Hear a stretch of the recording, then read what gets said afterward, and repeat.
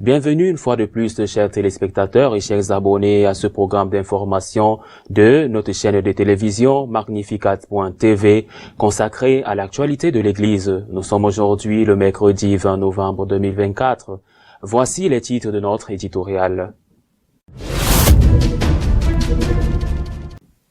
Plus d'un millier de monuments à travers le monde seront illuminés en rouge en souvenir des chrétiens qui continuent de souffrir de persécutions dans le monde aujourd'hui. Le dictateur communiste Ortega a expulsé du Nicaragua le président de la conférence épiscopale du Nicaragua et interdit l'assistance religieuse dans les hôpitaux. Un éminent théologien allemand, conseiller de cet épiscopat, a nié que le Christ soit incarné et a rejeté l'idée que son sacrifice ait expié nos péchés. Le président des évêques scandinaves a confirmé que la sécularisation a atteint son apogée dans ces pays et qu'elle est en train de reculer. Une part importante de la victoire de Trump à la présidence des États-Unis est due au fait que, pour la première fois, une majorité de catholiques l'a soutenu. Les chrétiens continuent d'être persécutés dans de nombreux pays. Pour le rappeler, l'aide à l'Église en détresse illuminera en rouge plus d'un millier de monuments et d'églises à travers le monde. Du 18 au 24 novembre, la Fondation pontificale Aide à l'Église en détresse célèbre la Semaine rouge, une semaine de sensibilisation, d'information et de prière pour les chrétiens persécutés dans le monde. Il s'agit d'une initiative internationale au cours de laquelle plus d'un millier de bâtiments dans le monde seront illuminés en rouge. L'initiative Red Week sera célébrée dans plus de 20 pays à travers le monde avec plus de 1000 bâtiments illuminés. Parmi les monuments qui seront illuminés en rouge au cours des prochains jours figurent le Parlement de Westminster à Londres et la Basilique du Sacré-Cœur à Paris. Dans toute l'Europe et dans les pays comme le Mexique, la Colombie, le Chili, le Canada, les Philippines et l'Australie, plus de 300 manifestations auront lieu dans certaines villes.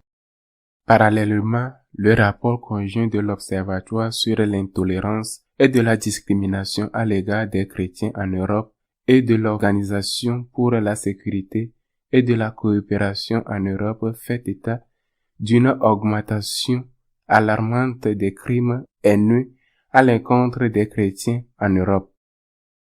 Au niveau européen, un total de 2444 crimes de haine antichrétiens ont été enregistrés en 2023, dont 232 attaques personnelles telles que le harcèlement, les menaces et les agressions physiques.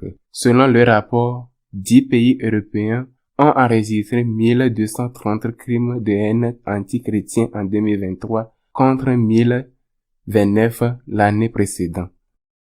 Tous les actes de violence à l'encontre des chrétiens ne sont pas signalés, alors qu'en Amérique, les crimes de haine antichrétiens n'ont que légèrement augmenté, de 609 cas en 2022 à 702 en 2023.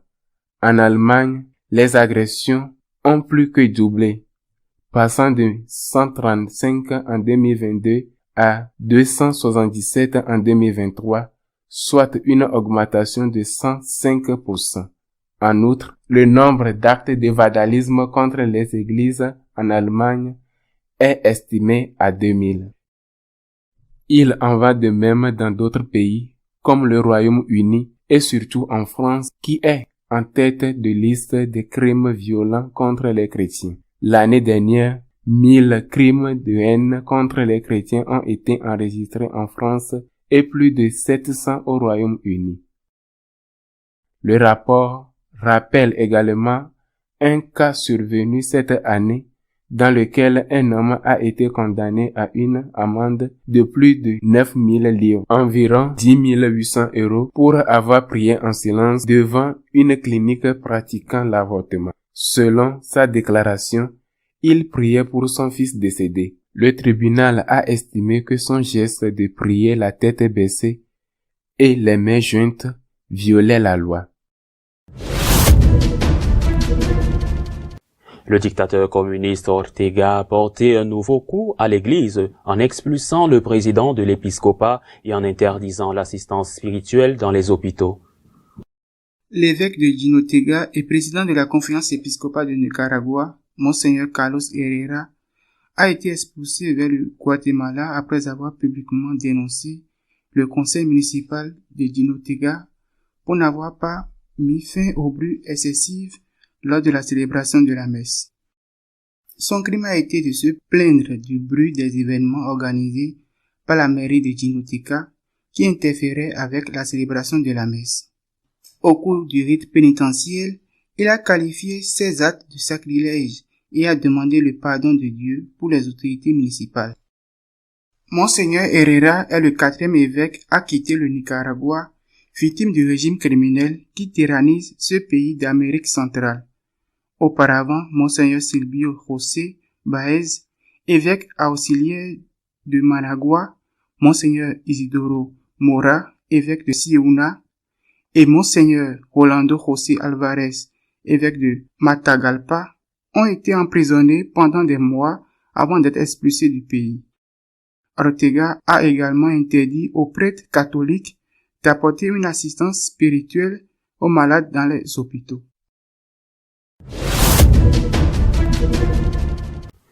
Le théologien allemand Magnus Trayet a nié l'incarnation de Jésus-Christ et sa mort rédemptrice. Il est l'un des 2 conseillers de la conférence épiscopale allemande. Le théologien allemand Magnus Trayet, professeur de théologie fondamentale et d'anthropologie philosophique à l'université de Fribourg et théologien principal de la voie synodale allemande, a déclaré publiquement qu'il ne croyait plus à la doctrine chrétienne et catholique du salut et de l'incarnation. Je dis fermement adieu à la sotériologie classique, c'est-à-dire à la doctrine selon laquelle Dieu a dû expier par procuration les péchés de l'humanité sur la croix. La sotériologie, ou doctrine du salut par le Christ, est fondamentale sur le plan dogmatique. Selon l'Église, Jésus-Christ a souffert sur la croix en substitution des péchés de l'humanité, rendant ainsi le salut possible pour tous. Cette doctrine biblique a été réaffirmée par le Concile de Trente et est partagée par toute personne méritant le nom de chrétien. Et le faux anthropocentrisme de la foi chrétienne est-elle également déconcertant? Peut-on sérieusement croire qu'après 13,8 milliards d'années, qui est l'âge de cet univers, Dieu s'est fait homme pour rencontrer les hommes sous leur forme humaine? Stritt est l'un des 2 principaux théologiens de la voie synodale allemande et un idéologue de la nouvelle morale sexuelle. L'Église en Scandinavie fait un retour en force. Le président des évêques affirme que la laïcité a été vaincue dans ces pays. Erik Varden, évêque de Trondheim et président de la conférence épiscopale nordique, un trappiste, est le premier Norvégien à diriger son diocèse et la conférence épiscopale scandinave depuis la réforme protestante. Le fait que je sois norvégien reflète probablement le fait qu'il y a maintenant plus de candidats et que les communautés locales peuvent participer plus activement à l'élection de leurs dirigeants, a déclaré Monseigneur Varden à propos de son élection en tant qu'évêque. L'Église catholique en Scandinavie a connu une croissance importante, notamment en raison de l'arrivée d'immigrants en provenance de pays de tradition catholique. Selon Monseigneur Varden, cette diversité a enrichi le travail pastoral. Ici, dans la prélature, nous avons des catholiques de 130 pays. Nous essayons de créer l'unité et d'offrir un témoignage crédible de la foi. L'évêque estime que la sécularisation a atteint ses limites dans la région. Les gens ne sont pas satisfaits. L'intérêt pour le christianisme et pour les questions fondamentales concernant l'être humain et le but de la vie augmente. Nous essayons de répondre à ces préoccupations. En tant que président de la conférence épiscopale nordique, Monseigneur Varden a souligné que sa priorité sera l'évangélisation. Il s'agit de proclamer l'Évangile et le Christ de manière crédible, de créer une communauté, de glorifier Dieu et d'apporter la paix du Christ au monde.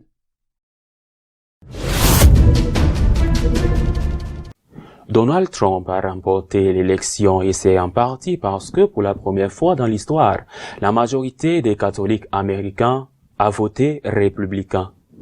La victoire écrasante de Donald Trump à la présidence des États-Unis, accompagnée de la victoire du Parti républicain au Sénat et au Congrès, est due en partie au fait que, pour la première fois dans l'histoire, les catholiques ont voté massivement pour ce parti. Selon le sondage du Washington Post, Trump a remporté le vote catholique national, 22% des électeurs, avec une avance de 15 points, 56% contre 41%. Le sondage montre également un soutien aux deux candidats dans la sphère religieuse. Protestants, autres chrétiens, 42% des électeurs. Trump est en tête avec 62%, tandis que Harris reçoit 37%. Les Juifs, 2% d'électeurs, Harris bénéficie d'un large soutien avec 79% contre 21% pour Trump. Autres 10% des électeurs, Harris obtient 60% de soutien contre 33% pour Trump. Sans appartenance religieuse, 24% des électeurs, Harris est en tête avec 72%, tandis que Trump reçoit 25%. Dans les 10 États clés, les électeurs catholiques ont voté pour Trump avec une avance de 15 points, donnant 56% des voix à l'ancien président et seulement 41% à la vice-présidente Kamala Harris. Dans la future administration Trump, il y a au moins 2 catholiques dans le trio de tête, le vice-président Pence et le secrétaire d'État Marco Rubio. Ce dernier est également un hispanique déterminé à soutenir la liberté face aux dictatures latino-américaines. Notre éditorial de cette semaine est essentiellement consacré à la persécution des chrétiens dans le monde aujourd'hui. Cette semaine qui commence, plus de 1000 monuments dans le monde seront habillés de rouge, c'est-à-dire qu'ils seront illuminés avec la couleur rouge. Pourquoi? Non pas parce que Trump a gagné les élections aux États-Unis et que le monde veut le commémorer et le célébrer, mais parce que le rouge est la couleur du martyr. Il est vrai que c'est aussi la couleur du Parti républicain américain, mais cela va être fait parce que c'est la couleur du martyr. De grandes églises, des monuments importants, des bâtiments uniques rappelleront ainsi que les chrétiens sont toujours persécutés aujourd'hui. Il s'agit d'une initiative de l'association Aide à l'Église en détresse née en 2015 qui nous rappelle l'existence réelle du martyr à l'heure actuelle, du martyr des chrétiens et pas seulement des catholiques. 365 millions de chrétiens dans le monde sont persécutés pour leur foi. En Afrique, ils sont 1 sur 5. Mais c'est encore pire en Asie, par exemple en Inde où ils sont 2 sur 5. Même les pays à très forte majorité catholique souffrent de persécution. En Amérique espagnole, en Amérique latine, selon la manière dont elle est prononcée dans un endroit ou un autre, selon la manière dont elle est appelée dans un endroit ou un autre, 1 sur 16. Et je voudrais rappeler la tragédie particulièrement dure que vivent les catholiques du Nicaragua. Rien de moins vient d'être expulsé du pays sans procès, sans rien, par la voie rapide. 4 évêques nicaraguayens ont été déjà expulsés ainsi que des dizaines de prêtres qui, selon certaines statistiques, représenteraient aujourd'hui près de 40% des prêtres résidents qui vivent dans le pays. Persécution, une persécution qui conduit aussi à la mort. Près de 5000 chrétiens tués en haine de la foi en 2024. Mais il y a plus de 4000 détenus pour la même raison. Je reprends l'exemple du Nicaragua. En 2024, 15 000 églises ont été attaquées et un grand nombre d'entre elles ont été incendiées. Dans ces pays prétendument occidentaux et modernes comme le Canada, dans le classement des 10 pays les plus persécuteurs, l'un d'entre eux est la Corée du Sud et les 9 autres sont des pays à majorité musulmane. Je ne sais pas si la signature de ces documents de collaboration et d'accord sur la défense de la maison commune entre catholiques et musulmans aggraverait cette situation. Mais il est certain que la signature de ces documents et cette tentative de dialogue ne semblent pas affecter les institutions terroristes telles que Boko Haram ou d'autres qui ciblent les chrétiens dans leurs attaques. Le monde, ou plutôt les monuments, vont être teints en rouge en souvenir du sang des martyrs. Il s'agit d'un merveilleux exemple et d'une chose pour laquelle il faut être reconnaissant. Et nous devons remercier l'Église en détresse pour cette initiative. Mais nous devrions aussi nous teindre en rouge, non pas nos vêtements, mais nos visages. Nous devions avoir le rouge de la honte.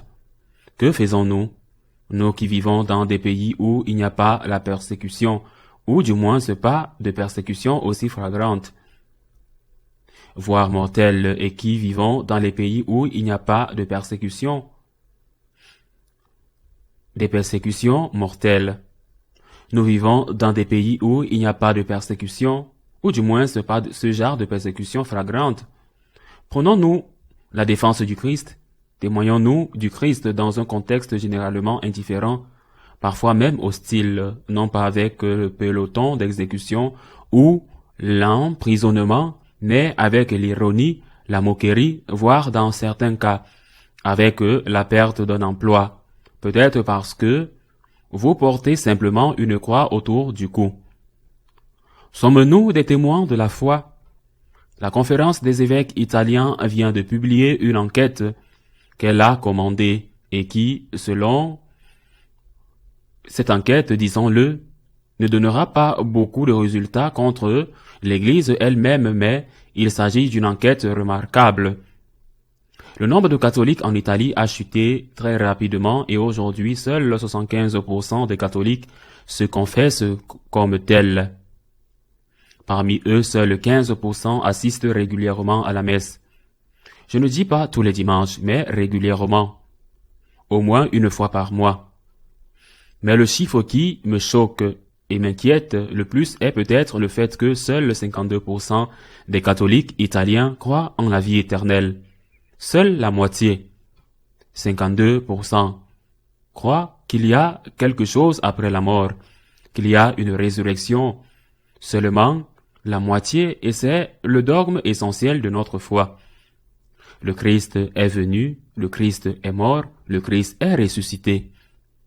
Eh bien, la moitié des catholiques italiens ne croient plus qu'il y a quelque chose après la mort. Pourquoi en est-il ainsi? C'est sans aucun doute à cause de cette tromperie et de ce mensonge mis en circulation par Karl Marx, selon lequel la religion était l'opium du peuple.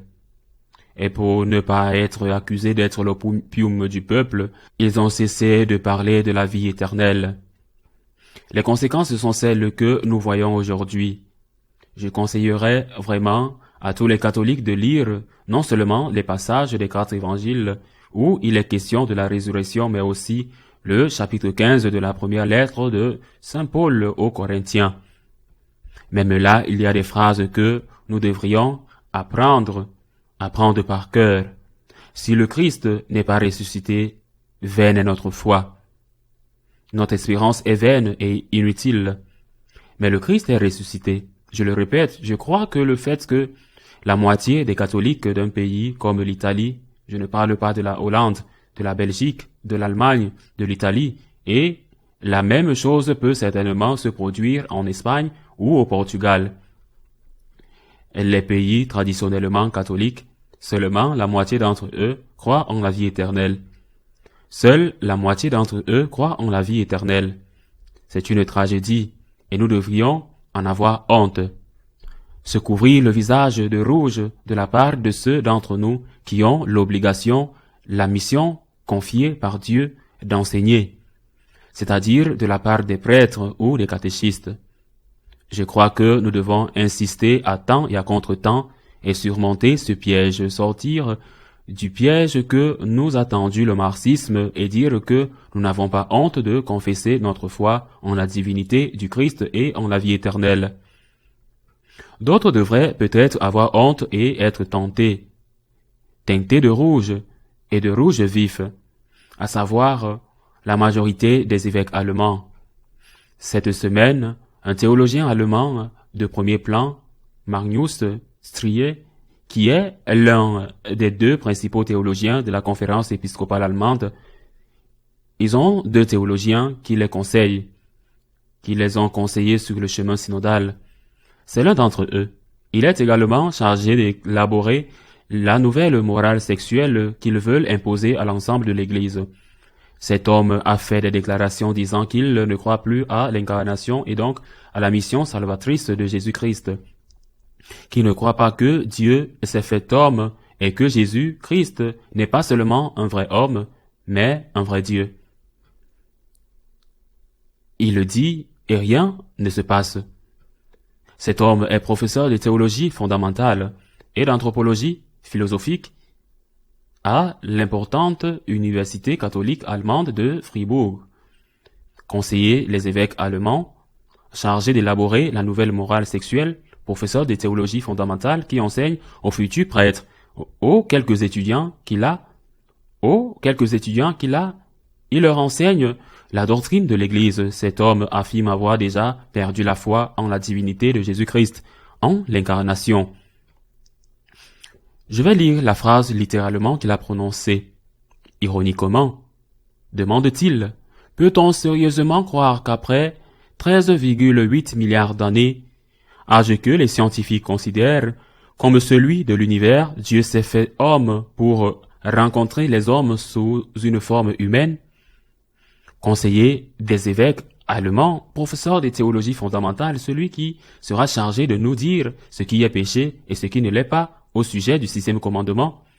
Peut-on sérieusement croire qu'après 3,8 milliards d'années, Dieu s'est fait homme pour rencontrer l'homme sous une forme humaine? Que ce monsieur ait perdu la foi est un problème majeur. Pour lui, naturellement, il a perdu la foi. Un problème qui lui est propre.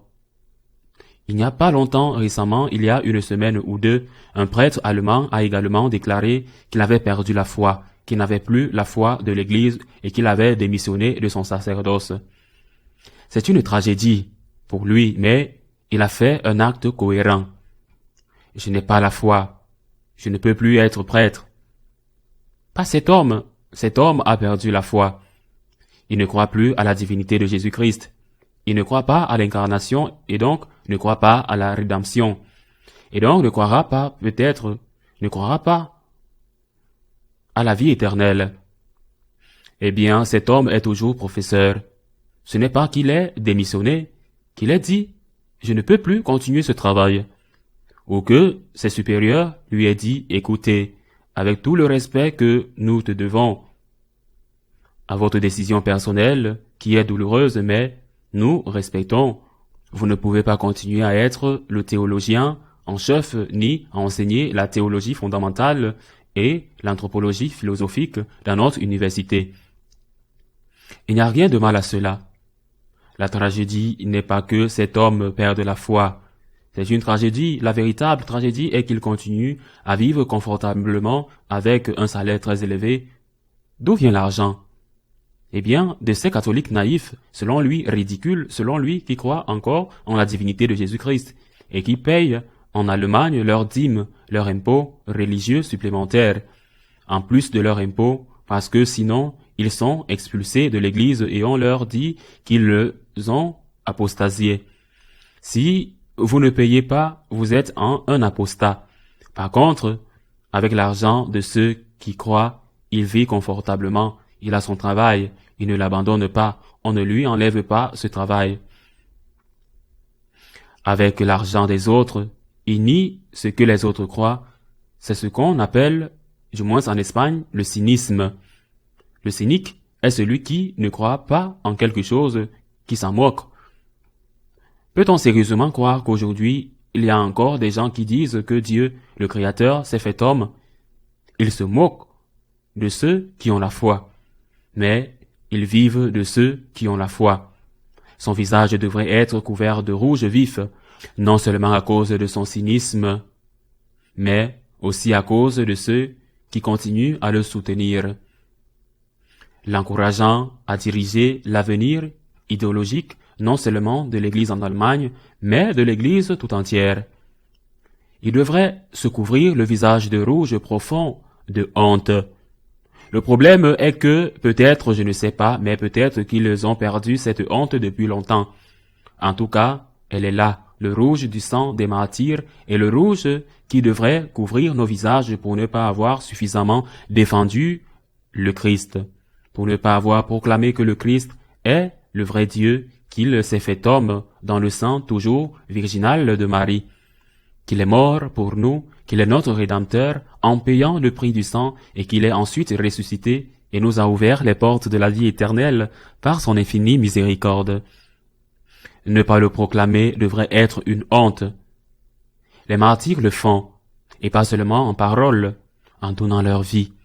Les presque 5000 chrétiens qui sont morts l'année dernière, les plus de 4000 qui sont actuellement en prison et qui subissent on ne sait quelle torture, les 365 millions de chrétiens qui vivent dans un contexte de harcèlement à cause de leur foi. Ce sont eux qui vaincront. Son sang est celui qui vaincra et devra peut-être servir de point de réflexion et peut-être aussi de honte. Couvrons nos visages du rouge de la honte, qui devrait parfois être un rouge profond pour ne pas avoir suffisamment défendu le Christ, l'Église, la divinité du Seigneur, l'amour que le Christ, que Dieu a pour nous. À la semaine prochaine, si Dieu le veut.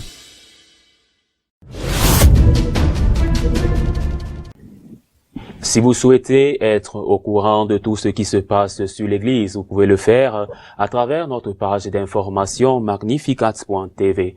Nous continuons à vous tenir informés des nouvelles sur l'Église. À nous revoir la semaine prochaine, si Dieu le veut.